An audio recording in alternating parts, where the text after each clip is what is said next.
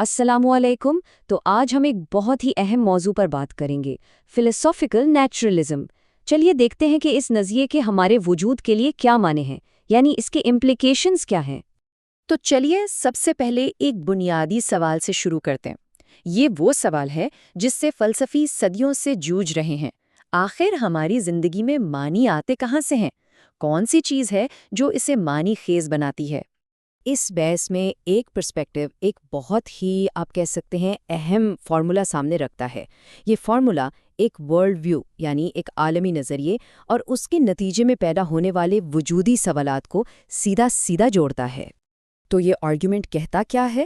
یہ کہتا ہے کہ اگر آپ شروعات اس مفروضے سے کریں کہ کوئی خدا یا کوئی سپر نیچرل طاقت نہیں ہے تو اس کا لازمی نتیجہ کیا نکلتا ہے؟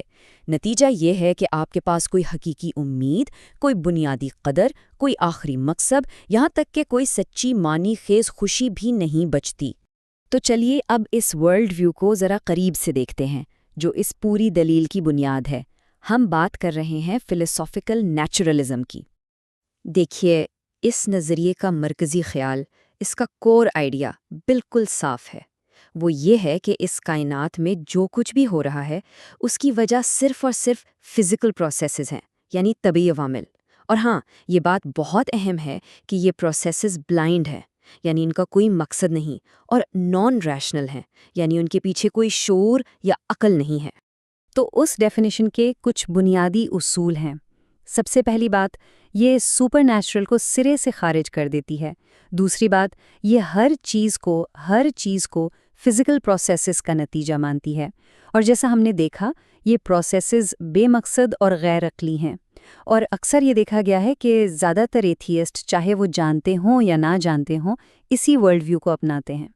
پروفیسر رچرڈ ڈاکنز اس بات کو بہت خوبصورتی سے سمجھاتے ہیں۔ وہ کہتے ہیں کہ ایک ایتھیسٹ یہ مانتا ہے کہ قدرتی طبعی دنیا سے آگے کچھ نہیں ہے۔ بالکل صاف اور سیدھی بات، یہ نیچرلسٹ ورلڈ ویو کا آپ کہہ سکتے ہیں نچوڑ ہے۔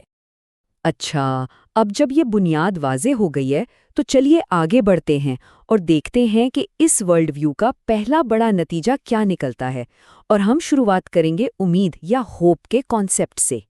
تو یہاں آپ دیکھ سکتے ہیں کہ انسانی تکلیف جو ہم سب کی زندگی کا حصہ ہے، اس کو یہ دو ورلڈ ویوز کتنے الگ انداز سے دیکھتے ہیں۔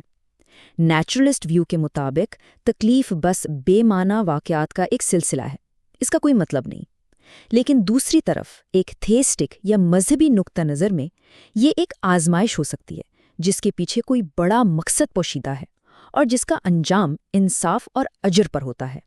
اس مایوسی کو 19ویں صدی کے جرمن فلسفی آرتھر شوپنہاور نے بہت ہی آپ کہہ سکتے ہیں تلخ انداز میں بیان کیا ہے۔ انہوں نے ایک ایسی دنیا کی تصویر کھینچی جہاں کوئی مقصد یا امید نہیں۔ وہ کہتے ہیں، ہم کھیت میں ان بھیڑ کے بچوں کی طرح ہیں جو کسائی کی آنکھوں کے سامنے کھیل رہے ہوتے ہیں، اور وہ ایک کے بعد ایک کو اپنے شکار کے لیے چنتا رہتا ہے۔ کیا زبردست اور خوفناک تشبیہ ہے۔ چلیے اب امید سے آگے بڑھ کر قدر یعنی ویلیو کی بات کرتے ہیں۔ اس کے لیے ایک چھوٹا سا تھاٹ ایکسپیریمنٹ کرتے ہیں۔ ذرا سوچئے، ایک انسان اور ایک چاکلیٹ کے خرگوش میں بنیادی طور پر آخری فرق کیا ہے؟ اب اگر ہم بالکل ایک نیچرلسٹ پرسپیکٹیو سے دیکھیں تو اس کا جواب بڑا حیران کن ہے۔ اس ویو کے مطابق اگر ہر چیز صرف اپنے فزیکل پارٹس کا مجموعہ ہے تو پھر قدر کا فرق صرف ایک وہم ہے، یعنی بنیادی سطح پر انسان ہو یا چاکلیٹ کا خرگوش، دونوں ہی بے جان مادے کی الگ الگ ارینجمنٹس ہیں بس۔ اور یہیں سے ایک بہت بڑا سوال پیدا ہوتا ہے، اگر یہ سچ ہے تو پھر انسانی حقوق، انسانی وقار، سیکرڈنس آف لائف، ان سب کانسیپٹس کی آخر فکری بنیاد کیا ہے؟ سید حسین نصر اسی نقطے کو اٹھاتے ہیں جب وہ پوچھتے ہیں کہ اگر انسان صرف اندھی قوتوں کا نتیجہ ہے تو پھر انسانی زندگی کو مقدس کہنا کیا یہ انٹلیکچولی بے معنی بات نہیں رہ جاتی؟ تو اس کے بعد لازمی طور پر ہم مقصد اور خوشی کے مسئلوں کی طرف آتے ہیں، کیونکہ یہ دونوں چیزیں آپس میں گہری جڑی ہوئی ہیں۔ اس موضوع پر ایک مشہور مثال دی جاتی ہے ڈوبتے ہوئے جہاز کی۔ سوچئے، یہ کائنات ایک ڈوبتا ہوا جہاز ہے، آخرکار اس کا انجام ہیٹ ڈیتھ ہے، جیسا کہ کاسمولوجی بتاتی ہے، یعنی ایک ایسی حالت جہاں سب کچھ ٹھنڈا اور بے جان ہو جائے گا۔ تو اگر اس پورے سفر کا انجام یہی ہے تو اس جہاز پر ہماری بھاگ دوڑ کا، ہمارے کاموں کا آخری مقصد کیا ہے؟ نیچرلزم اس سوال کے عام طور پر 2 جواب دیتا ہے، لیکن اس دلیل کے مطابق دونوں ہی کافی نہیں ہیں۔ پہلا جواب، آپ اپنا مقصد خود بنا لیں۔ اس پر کہا جاتا ہے کہ یہ تو بس خود کو بہلانے والی بات ہے، جیسے کوئی بچہ کھیل رہا ہو۔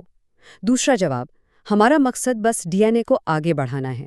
اس پر اعتراض یہ ہے کہ اس سے تو انسانیت صرف ایک بایولوجیکل پروسیس کا اتفاقی نتیجہ بن کر رہ جاتی ہے، اس میں کوئی عظیم مقصد نہیں۔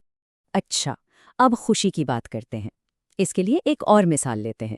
فرض کریں کوئی شخص ایک بہت ہی عالیشان جہاز میں آنکھ کھولتا ہے، سب سہولیتیں موجود ہیں، لیکن اسے یہ نہیں پتا کہ وہ یہاں آیا کیسے اور یہ جہاز جا کہاں رہا ہے۔ کیا وہ سچ میں خوش ہو سکتا ہے؟ یہ مثال ہمیں کیا بتاتی ہے؟ یہ بتاتی ہے کہ صرف آرام اور لگژری ہی کافی نہیں ہے۔ اس آرگیومنٹ کے مطابق حقیقی اور معنی خیز خوشی کا تعلق زندگی کے بڑے سوالوں سے ہے۔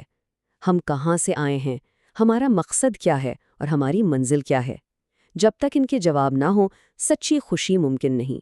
تو اب آپ دیکھیں نیچرلسٹ ورلڈ ویو اس معاملے میں کیا کہتا ہے۔ وہ بنیادی سوال جو خوشی کی بنیاد ہیں، ان کے پاس اس کے کوئی مستقل جواب نہیں۔ ہم یہاں کیوں ہیں؟ جواب ہے کوئی خاص وجہ نہیں۔ ہم کہاں جا رہے ہیں؟ جواب ہے کہیں نہیں۔ تو اس ساری بحث کا، اس پورے آرگیومنٹ کا خلاصہ کیا ہے؟ ہم کس نتیجے پر پہنچتے ہیں؟ یہاں پر ایک بہت ہی اہم اور آپ کہہ سکتے ہیں نازک نقطہ اٹھایا گیا ہے۔ یہ فرق ہے سبجیکٹو احساس، یعنی آپ کیا محسوس کرتے ہیں، اور آبجیکٹو فلسافیکل بنیاد، یعنی فکری طور پر کیا ثابت ہوتا ہے۔ تو اس دلیل کا نتیجہ یہ ہے کہ ایک ایتھیسٹ یا نیچرلسٹ بالکل یہ محسوس کر سکتا ہے کہ اس کی زندگی بامعنی ہے، لیکن اگر وہ اپنے ہی ورلڈ ویو یعنی نیچرلزم کے اندر اس احساس کی کوئی عقلی بنیاد ڈھونڈنے نکلے تو اسے وہ نہیں ملے گی۔ اور اس تلخ نتیجے کو سب سے بہترین طریقے سے ایک بہت بڑے نیچرلسٹ رچرڈ ڈاکنز نے خود بیان کیا ہے۔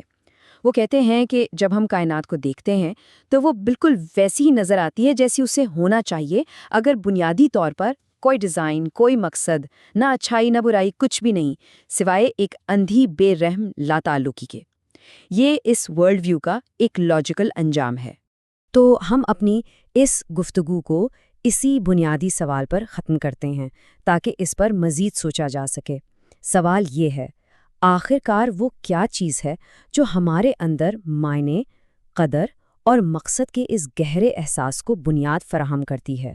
نیچرلزم اور تھیزم کے درمیان یہ بحث جاری ہے اور آگے بھی جاری رہے گی، اور یہ ہمارے وجود کے بارے میں سمجھ کو تشکیل دیتی ہے۔